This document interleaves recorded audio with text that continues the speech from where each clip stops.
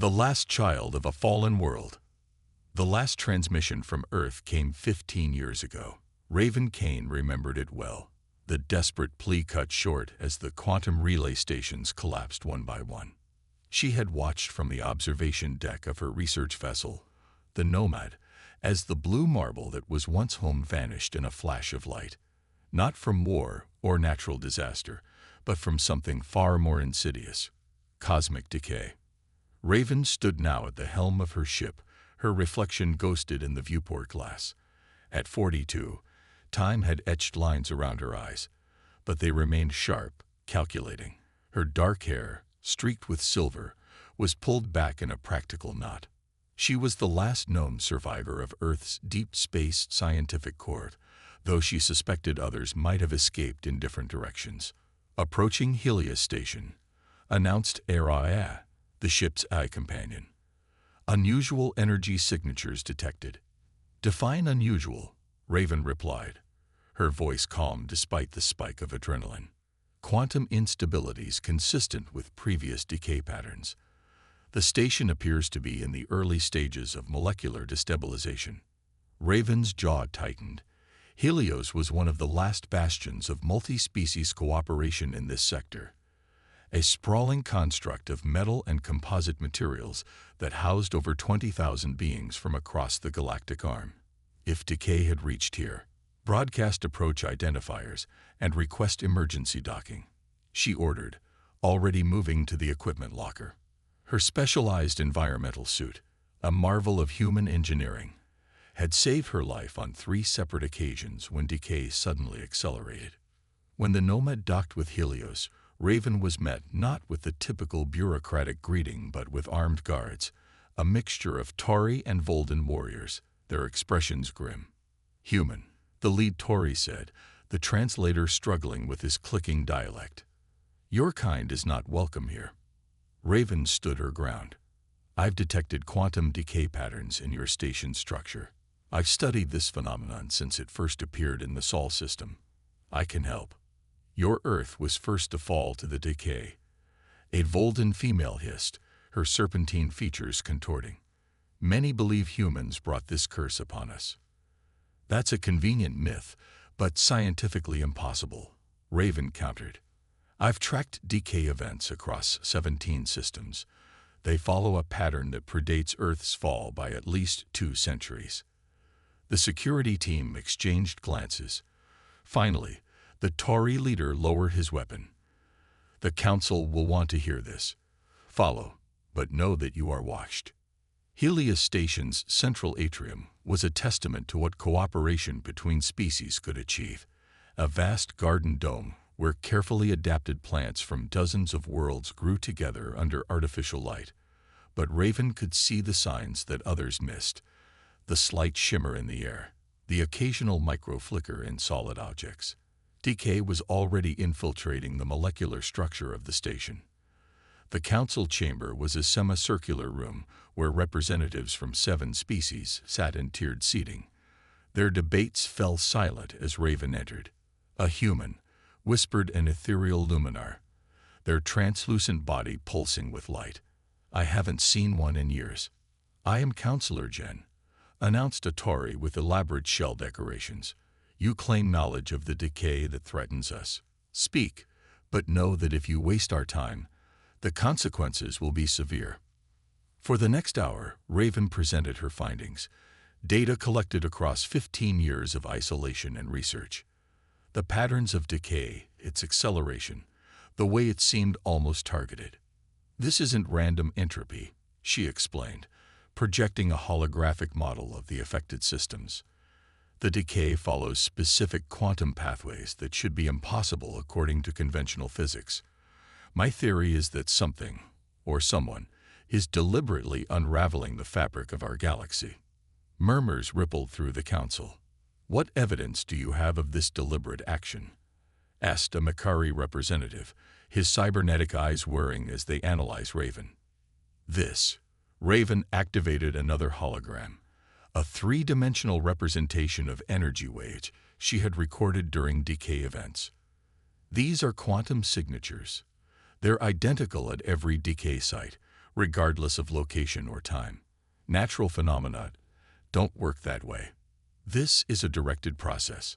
The council fell silent, the implications settling heavily upon them. If what you say is true, Councillor Jen finally said, we face not a natural disaster but an attack. Yet who could possess such power? What entity could unravel reality itself? I don't know, Raven admitted, but I've tracked the pattern progression. There's a nexus point, somewhere in the next void. That's where I'm headed next. I don't know, Raven admitted, but I've tracked the pattern progression. There's a nexus point, somewhere in the next void. That's where I'm headed next.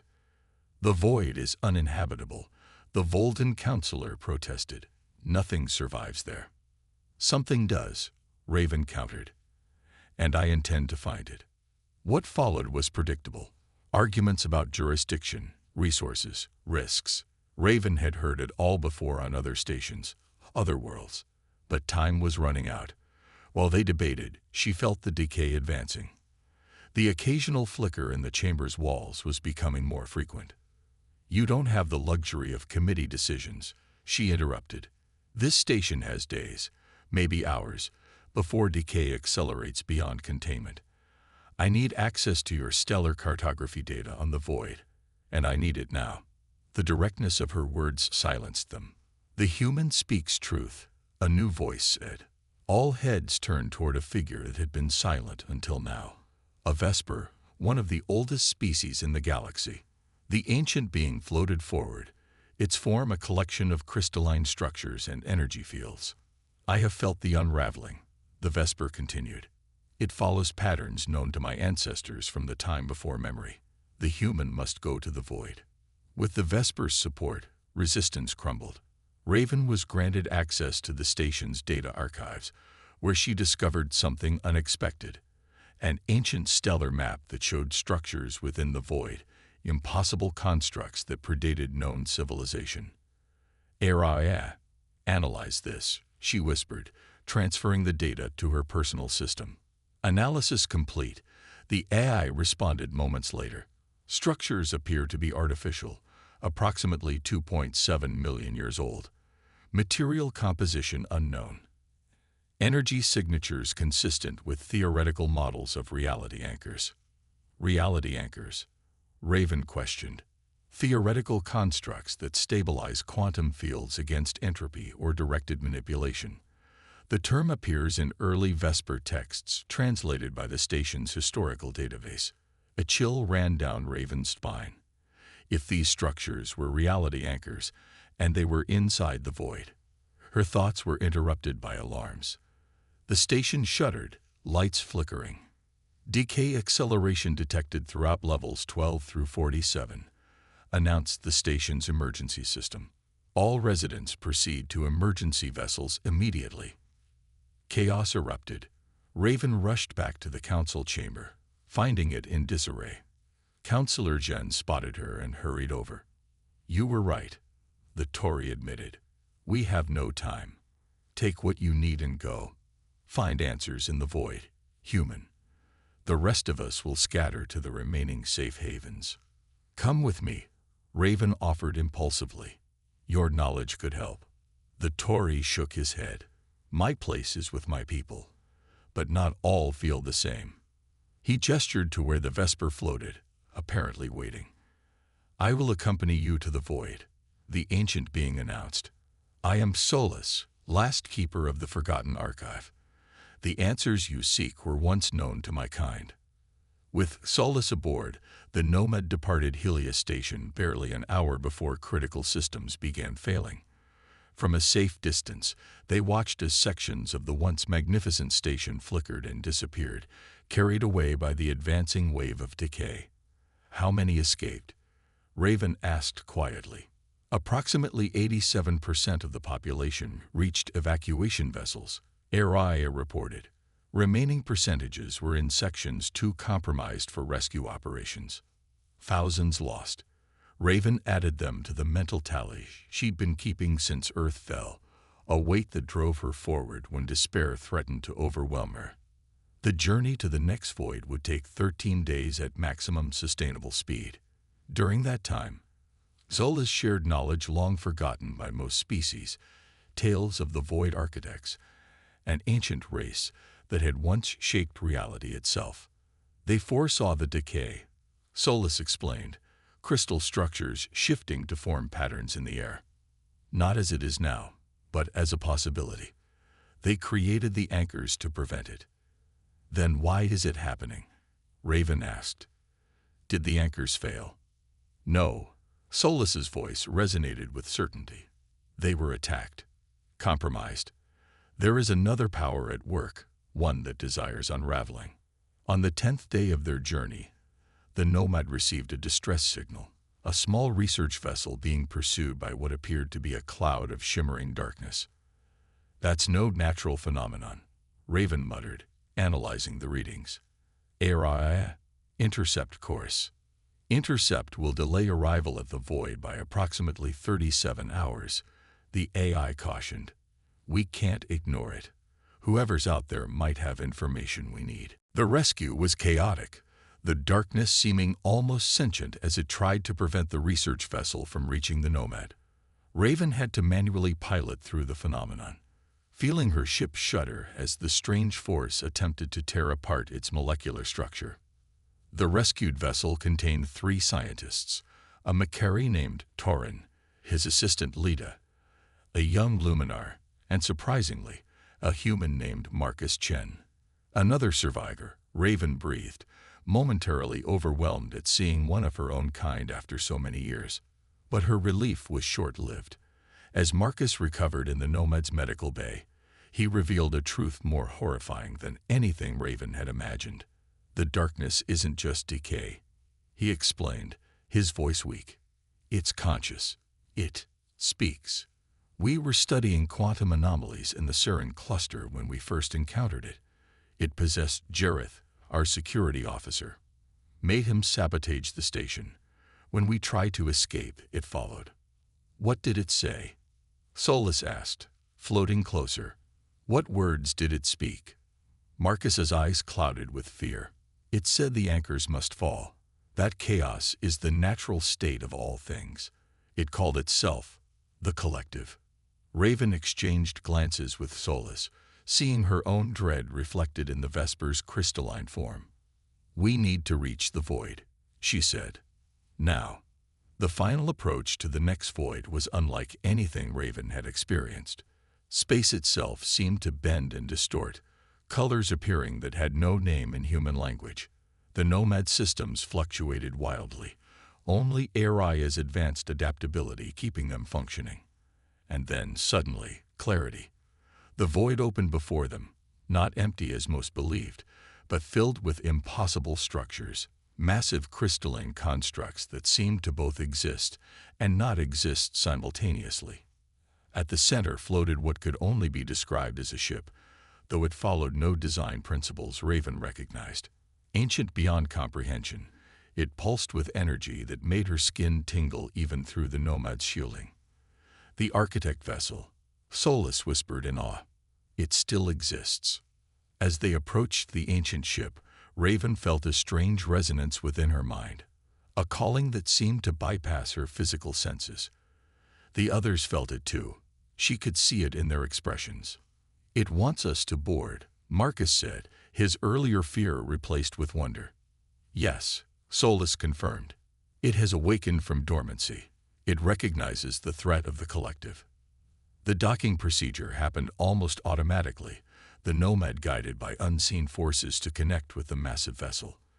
As the airlock cycled, Raven prepared herself for what lay beyond, knowing that whatever she discovered would forever change the course of galactic history. What she couldn't have prepared for was the voice that greeted them as they entered the ancient ship, a voice that seemed to come from everywhere and nowhere at once. Welcome, children of stars, it said in flawless standard. I have waited eons for your arrival. The decay spreads. The collective grows. The final battle approaches. Who are you? Raven asked, her voice steady despite her racing heart. A shimmering form appeared before them, humanoid but composed of light and energy rather than matter. I am the last guardian, keeper of the architect legacy, it replied.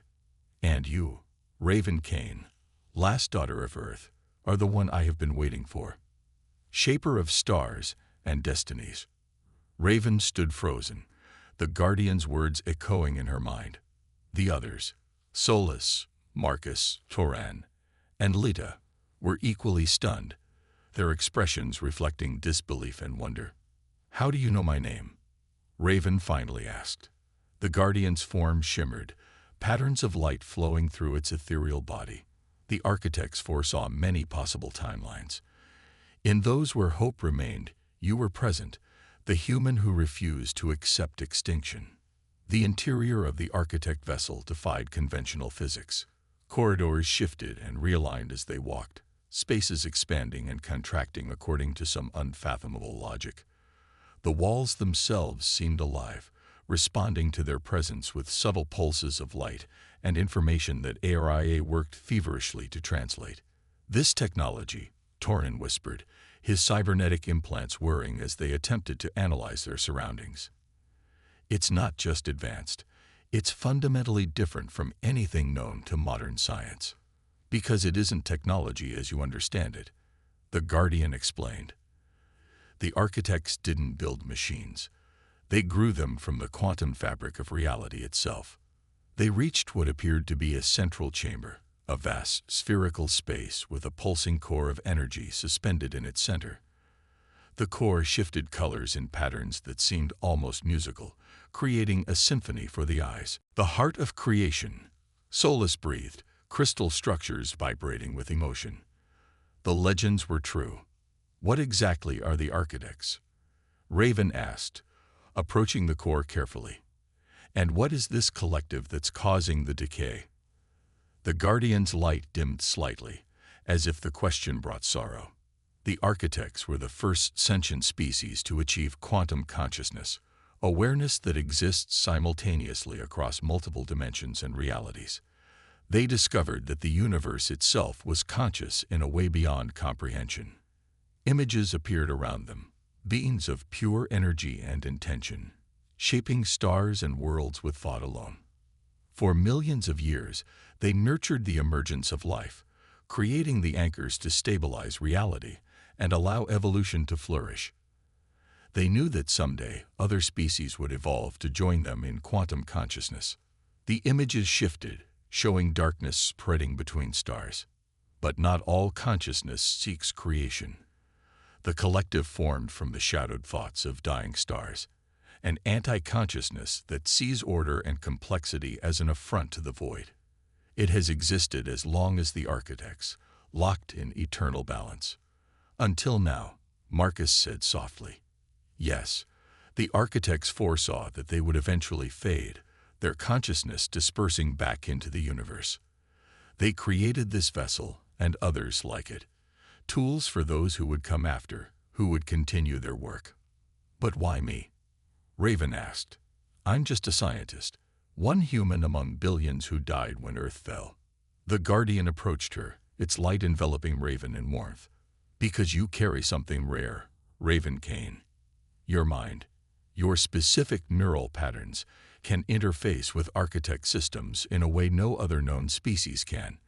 You were not selected, you evolved, precisely as the architects hoped some would. The collective knew. Solus realized aloud. That's why Earth was targeted first. The Guardian nodded. The collective sensed the potential awakening of a new architect consciousness in humanity. It struck preemptively.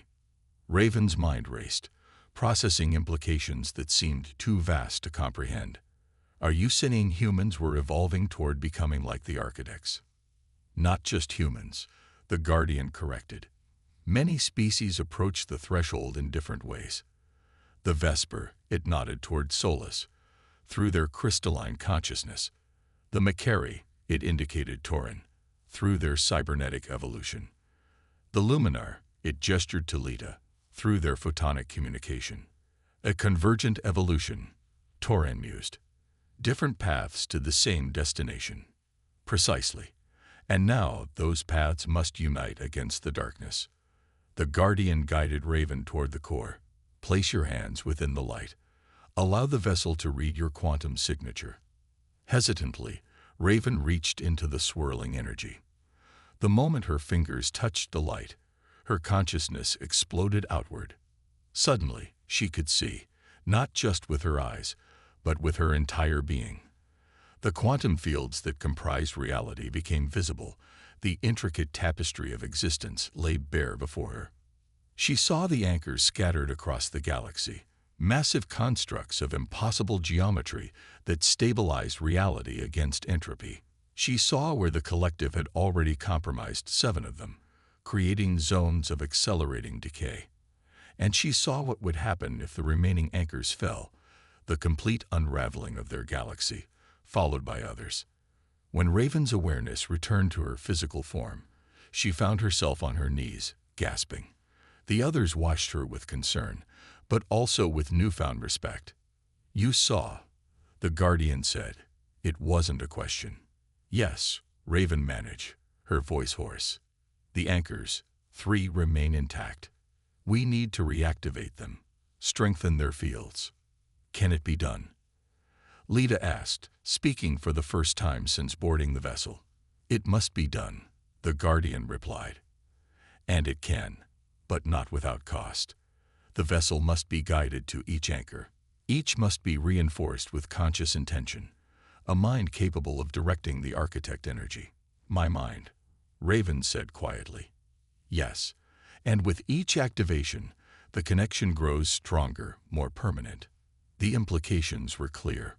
Raven might save reality, but in doing so, she would become something other than human, something both more and less. Marcus stepped forward. "There has to be another way. Can't we share the burden somehow?" The Guardian's light fluctuated uncertainly. "It is possible. Dangerous, but possible. A quantum link could be established between compatible minds, distributing the load. But all who participate would be changed." Raven looked at her companions, aliens and the lone human who had become her crew by circumstance. "This isn't your fight. You didn't ask for this burden." "Neither did you," Torin countered, his mechanical eyes focusing with intensity. "Yet here you stand, ready to sacrifice everything." "My species is already lost," Solus said, crystalline form pulsing with determination. "If my consciousness can help preserve what remains of our galaxy, then my existence has purpose." Lita floated forward, her luminous body brightening. "The Luminar believe that all light comes from a single source. Today, I return some of what was given." Marcus met Raven's gaze, a sad smile on his lips. "Earth is gone, Raven, but humanity doesn't have to die with it. Whatever we become, at least we choose it freely." Tears pricked at Raven's eyes, the first she had allowed herself in years. She nodded, unable to speak past the tightness in her throat. "Then it shall be so," the Guardian announced. "Prepare yourselves. The vessel awakens fully." The journey to the first anchor was fraught with danger. The collective, sensing their intentions, marshaled its forces, shadow-like entities that attacked in waves, attempting to breach the vessel's defenses. Raven and her companions learned to direct the ship's systems through their newly established quantum link, their consciousnesses gradually merging into a singular purpose. The first anchor was located in what had once been the Elysian sector, now half consumed by decay. As they approached, they could see the massive structure, a crystalline lattice the size of a small moon, pulsing weakly against the encroaching darkness. "The connection is failing," Solus observed through their shared awareness. "The anchor's consciousness is fading." "Then we must renew it," Raven replied, guiding the vessel into position. The process of reactivating the anchor required all 5 of them to channel the vessel's energy, their minds stretched to breaking point as they fought to contain and direct forces that could unmake stars. Raven felt herself slipping away, her identity blurring at the edges as the quantum consciousness grew stronger. When the anchor flared back to life, pushing back the decay in a wave of restored reality, the 5 collapsed in exhaustion. But there was no time to rest. Sensors showed the collective massing for a direct assault, swarms of darkness converging on their position. "We cannot fight them conventionally," the Guardian warned. The vessel was not designed for warfare. Then we adapt, Raven decided. Through their link, she shared a strategy, using the anchor's restored energy to create a quantum slitstream, a tunnel through space-time that would carry them directly to the second anchor. The maneuver worked, though the strain nearly tore the vessel apart. They emerged near the second anchor, located in the remains of what had once been the Meridian Expanse. This anchor was in worse condition, its structure already beginning to dissolve. "We're too late," Lyda's consciousness whispered through their link. "No," Raven countered. "We rewrite what too late means." Together, they pushed their abilities further, reaching deeper into the architect's systems. Raven felt her physical form changing, energy patterns replacing cellular structures. The others were changing too. Zolas's crystals merging with the vessel's systems, Toran's cybernetics evolving into quantum processors, Lyda's light becoming one with the energy fields, and Marcus's consciousness expanding beyond human limitations. The second anchor stabilized, but the effort nearly destroyed them. Their physical forms were now more energy than matter, their identities preserved but transformed. And the collective had learned from its failure. It struck directly at the vessel itself, tendrils of anti-reality burrowing through their defenses. The third anchor, the Guardian urged, its own light flickering as it fought to maintain the vessel's integrity. "We must reach it. It lies at the galactic core." The journey to the core was a gauntlet of horror. They'd witnessed entire systems consumed by decay, the deaths of countless beings who had no understanding of what was happening to them. Each loss was felt through their expanding awareness. Each extinction, another wound in their collective consciousness. The galactic core should have been a swirling mass of stars and energy. Instead, they found a growing void, a hole in reality where the collective had concentrated its efforts. The third and final anchor was barely visible, a faint glimmer in the encroaching darkness. And waiting for them was the collective itself, no longer just shadow entities, but a vast consciousness that rivaled the vessel in power and age. "UKNOTSTOP must be," it communicated, not in words, but in concepts that tore at their minds. "Entropy is the natural state.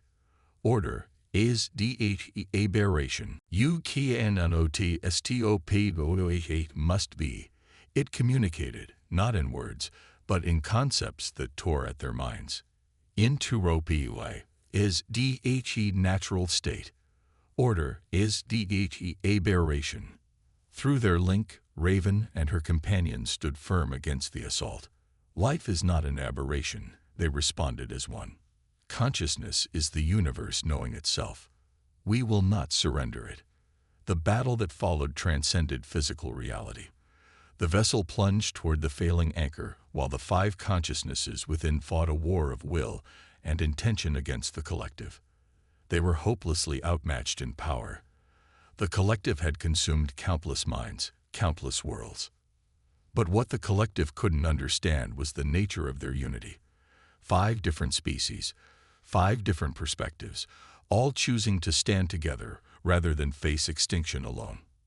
That choice, that free will exercised in defiance of oblivion, created something new in the quantum field, a resonance that the architects had foreseen.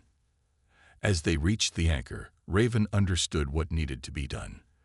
The vessel itself had to merge with the anchor, becoming a new kind of structure, one powered not by ancient technology, but by living consciousness. "We would have to remain," she communicated to the others. "Forever." Their response came without hesitation, a unanimous acceptance of the fate. They had already left their old lives behind. What mattered now was ensuring that others would have the chance to live. The Guardian's light flared one last time. "This is as the architects foresaw, not an ending, but a transformation. You will become the new Guardians, the new shapers of reality." The vessel dissolved around them as they directed its energy into the anchor. Their consciousnesses expanded, merging with the structure, becoming the foundation of a new network. Through their awareness, they could see the galaxy, the decay receding as new quantum fields established themselves, stabilizing reality against the collective's influence. The collective raged against them, but it could no longer prevail. The choice made by 5 individuals to sacrifice their individual existence for the whole had created something it could not corrupt or consume: genuine selflessness that strengthened rather than weakened the quantum field. Slowly, the void at the galactic core began to fill again, not with what had been before, but with something new.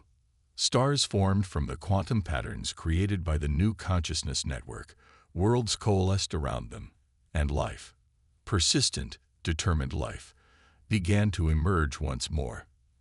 And at the center of it all, Raven Kane, once the last survivor of Earth, now existed as something far greater, the central node of a consciousness that spanned the galaxy, guiding and protecting the new reality that formed in the wake of near destruction.